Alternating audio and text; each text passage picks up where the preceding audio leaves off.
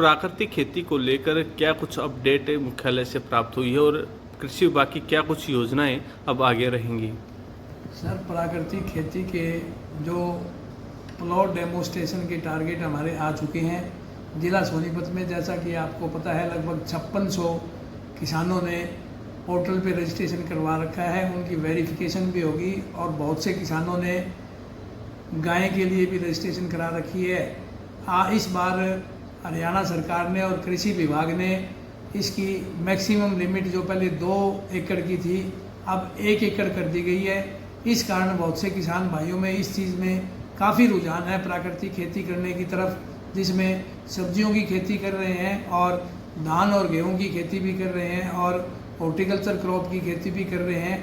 इसी सिलसिले में जो हमारा एक प्रोजेक्ट, सफल प्रोजेक्ट जिंजोली और सूर्य फाउंडेशन के साथ चल रहा है, उसकी 24 तारीख को एक मीटिंग है जिसमें लगभग 100 प्राकृतिक किसान शामिल होंगे और श्री भारत भूषण त्यागी जी उसमें पार्टिसिपेट करेंगे और बारीकी से प्राकृतिक खेती के बारे में और सर्टिफिकेशन के बारे में डिटेल में किसानों से रूबरू होंगे। मैं आपके चैनल के माध्यम से सभी किसान भाई जो प्राकृतिक खेती कर रहे हैं, जो प्राकृतिक खेती करना चाहते हैं, वो ये ज्ञान लेने के लिए 24 तारीख को जिंजोली में ज़रूर पहुँचे ताकि विधि विधान से प्राकृतिक खेती कर सकें। सर, अब ब्लॉक स्तर पर क्लस्टर तैयार किए जाने हैं, तो उसमें क्या कुछ गाइडलाइन हमें प्राप्त हुई है?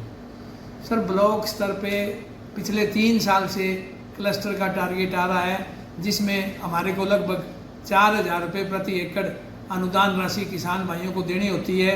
और जैसे ही हमारे पास अब बिजाई ऑलमोस्ट हो चुकी, जैसे ही किसानों की लिस्ट डिपार्टमेंट के द्वारा वेरिफिकेशन होके आएगी, हम उस लिस्ट के हिसाब पे उनकी डीबीटी के माध्यम से राशि निकाल देंगे।